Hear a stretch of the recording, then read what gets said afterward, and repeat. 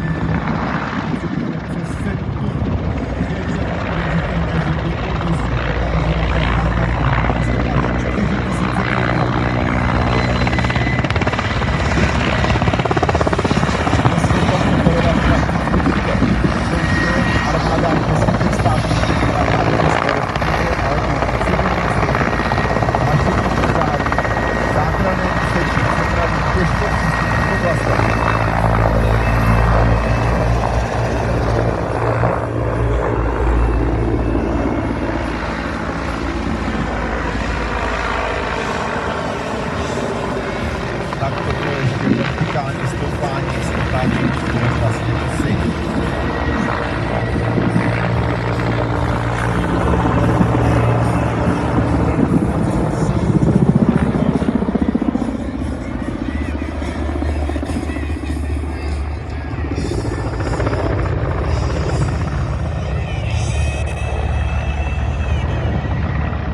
Já bych, přátelé, jenom chtěl říct, že z vrtulníku je vidět a čas na všechno.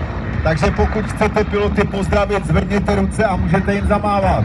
Budou mít určitě radost. Každý pilot má radost, když může komunikovat se svými diváky a tady je na to opravdu čas. Možná, že vrtulník se třeba ukloní a pozdraví i vás diváky.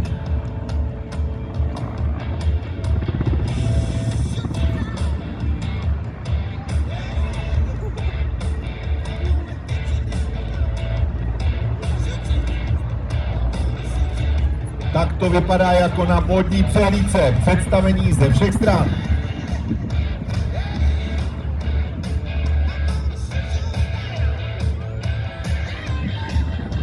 Trošičku couvání.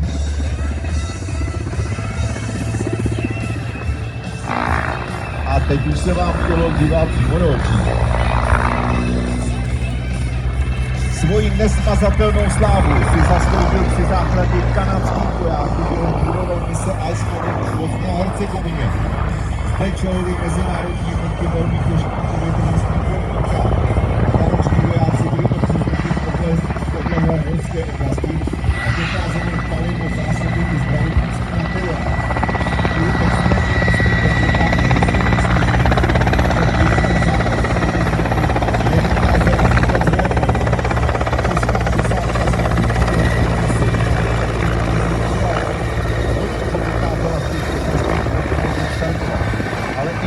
odolnosti sovětské konstrukce a zkušenostem českých pilotů s létáním v těžkém terénu zvládal naprosto perfektně tento náročný let.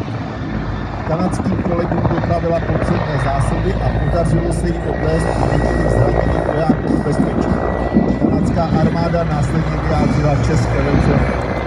velký respekt a to má řešení.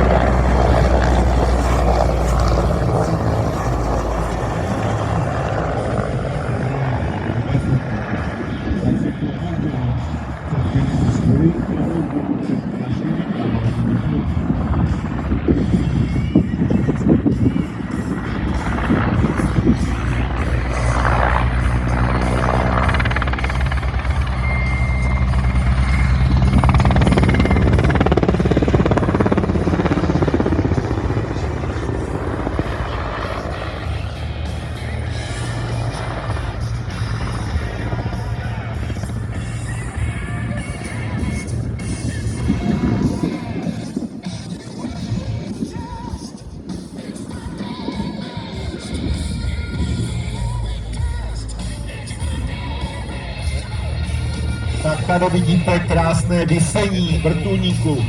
Je to v podstatě z jeden prvků, který vypadá jako velmi snadný. Ono to visení samo o sobě snadné celkem je, pokud nefouká vítr nebo není pod tím něco zavěšeno.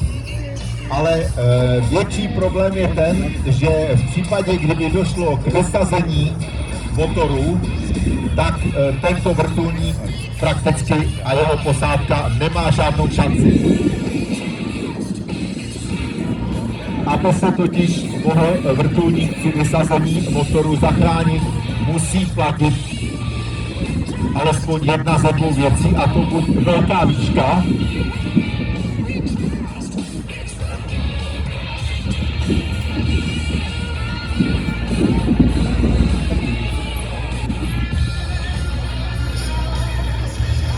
anebo dostatečná dopředná rychlost. Jinak